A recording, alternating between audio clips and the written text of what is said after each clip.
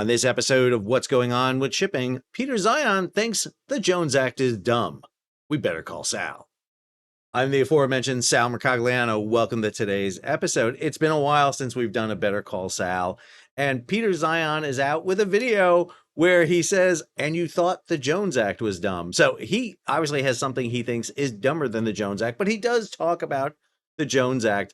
What better way to do this? Let's bring Peter back on and do our commentary. If you're new to the channel, hey, take a moment, subscribe to the channel, and hit the bell so you'll be alerted about new videos as they come out. Hey all, Peter Zeihan here, coming to you from Colorado. Today we're talking about the newest hit to the American economy. We now have tariffs on cabinetry, semi-trucks, and what was the third one?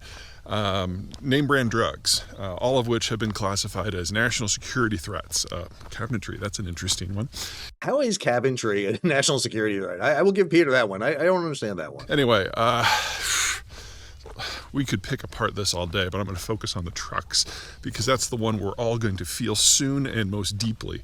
Right now, about 90% of all cargo, all ton miles of cargo that are transported to the United States are transported on the roads by semi-trucks. Now, it didn't used to be this way. If you go back to the Depression, we had something called the Jones Act, the Interstate Commerce Act. Okay, he does that. He conflates those two things. The Jones Act is the Merchant Marine Act of 1920. The Interstate Commerce Act is 1887, I believe it is. It's two different things. I should also note that the Jones Act builds on a law that was passed back in 1817 that deals with cabotage, but I'm just being picky here. Any cargo transported between any two American ports, regardless of where they were, had to be on a ship that was American built, American captained, American crewed, and American owned. There are four provisions. You have to be American owned, American flagged, American built, and American operated. As a result, we saw the cost of transport on the waterways increase in terms of cost per 10 mile by a factor of 5. And we went from transporting most of our goods, and especially most of our intermediate manufactured goods, especially in places like the Great Lakes and the upper Midwest, we went from that being the dominant mode of transport to basically it whittling away to today. In terms of ton miles, we only use our waterways for about 1% of our total cargo. Okay, hang on a second, Peter. Time out.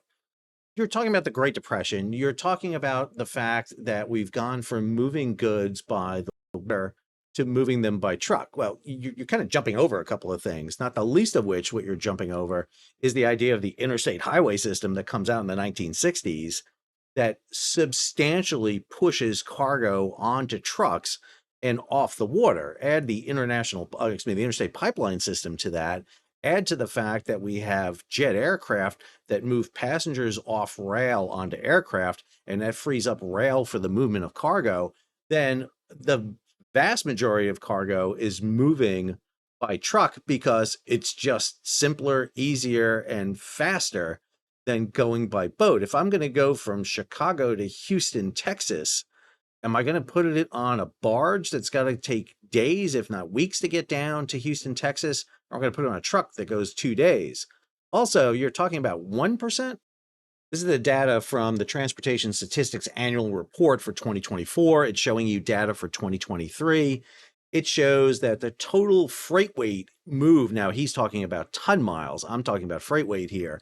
Total freight weight moved is about 20 billion tons of cargo within the United States. 797 million tons move by ocean. That is roughly about 4%. So about 4% is moving by water in the United States. The vast majority of that, as you see there, nearly 13 billion tons move by truck. Put this into another context for you. In terms of total ocean shipping around the planet, we move 13 billion tons of cargo. That's the total we move around the planet. So within the United States, we're moving basically what we move around the planet just internally within the United States almost predominantly on trucks. And the reason we do that is because it costs less than $2 a mile in the US to get trucks. Go look at any of the trucking sites, go look at Freightways, go look at all the sites that do it. They'll talk about the fact that we have excess of truckers. The rates are down. Talk to any trucking firm out there. That's what you'll see. It has been, in my opinion, the stupidest law that the United States has ever adopted. Okay, Peter, seriously, the stupidest law. Do you put the Jones Act into context? For example, the Merchant Marine Act of 1920 does many things that actually allow us to build the fleet that is instrumental in success in World War II. I mean, it literally it transports the arsenal of democracy from the home front to the battlefront. Now, the U.S. fails in its update of that policy. If you go to the 1960s, 1970s, when 20 years later, the war-built fleet from World War II is aging out, we fail to enact proper registration and changes to shipping. And what we see is the U.S. drops from its preeminent rank number 1 coming out of World War II to number 10 roughly around 1965 to where it is today, 23rd. But that has to do with issues not with the Jones Act, but with the ending of construction and operational differential subsidies for ships in the international fleet. That's in the early 1980s. I'm just nitpicking. It's now been in place for a century. As a result, things went to places where those restrictions were not in place. First with train and now with truck. Now with the Trump administration policy, there's 100% tax on those trucks, of which about 80% of the imports come from Mexico, another 10% from Canada. And as with anything that involves NAFTA, nothing that's just made in one of the 3 countries. It's an integrated supply chain that uses all 3. So basically what we're doing with this new tariff is saying this multi-step supply chain that we have where parts of the trucks go back and forth among the 3 countries. If the finished product is actually done in Mexico, which is the relatively low-cost work, we will then tariff the cost of the entire truck when it comes back. So in essence, we're tariffing American workers and American companies who are making American products who just happen to have the bumper stamped on in Mexico. Maybe have the bumper stamped on in the United States then? I'm just saying, maybe that solves the problem here of this. 90% of our cargo is transported by heavy truck. You're going to feel this in every sector. It doesn't matter. No, I agree with that. You're going to feel tariffs. There's no question about that tariffs are going to have an impact. We're seeing that right now where we're forecasting, at least groups are forecasting, that the number of imports into the U.S. is going to go below 2 million containers a month. Usually we're right above 2 million containers a month, especially in October and into November. But now we're seeing a forecast of it going down. I'm going to do a separate video on that. If you're a hog farmer in Iowa sending your hogs to market, or if you are just ordering something on Amazon, it's getting shipped across the country. The only people who will not feel this are the people who are in a physical position where supply chains for imported goods do not use the trucks. And that means you would have to be in one of the major port cities that has a mega port. So those are New York, New Jersey, Miami, Houston, Savannah, Tacoma, and LA Long Beach.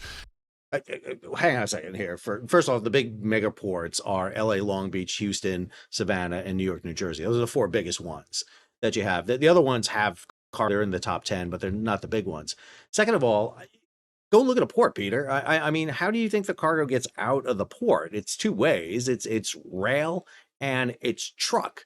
Drayage haulers in and out of LA and Long Beach, a vast majority of the cargo that comes into LA and Long Beach goes up to Ontario, not Canada, or Ontario, California, up to the Inland Empire. And a lot of that goes by truck, short haul truck. It's not unusual for a drayage driver in LA and Long Beach to haul anywhere from 1 to 4 containers a day in a short haul. Now, those shipping containers typically don't go more than 50 to 100 miles from the port, but they rely on short haul trucks to do this. And if the tariff is going to apply to these trucks, whether it's long haul trucks or short haul trucks, then the tariff applies. And so they're still going to see it in the port. So don't be misjudging that. This is a tariff that's going to impact not just everybody else, but also in the ports. Anyone else, this is going to hit everything that you consume. So I have long said that the Jones Act is the dumbest law we've ever had. Again, Peter, I disagree with you. I can come up with a list of pretty dumb laws we have in the books. But it's got some competition now.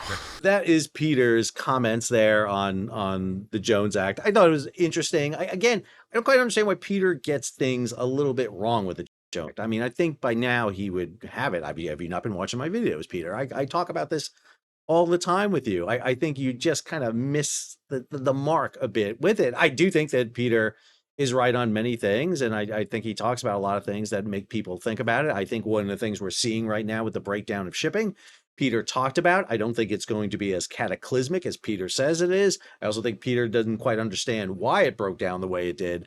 I think that's another issue. I'm also very beginning to concern that I'm starting to look like Peter Zeihan. The beard and everything, I'm a little worried about it. Listen, if for any reason I go man bun, unsubscribe. Just stop watching me because I've lost it at that point. I don't think I could pull the man bun. I don't think I grow a man bun, let alone pull it off. So I think you're all right with that. I hope you enjoyed today's episode. If you did, hey, take a moment, subscribe to the channel and hit the bell so be alerted about new videos as they come out. Leave a comment, share it across social media, and if you can, support the page. How do you do that? Well, you can hit that super thanks button down below or head on over to Patreon and become a monthly, yearly subscriber. A little levity today. We're always entitled to a light little video, and Peter walking through the woods of Colorado is a great one for us to do. I hope you enjoyed it. Until our next episode, this is Al, signing off.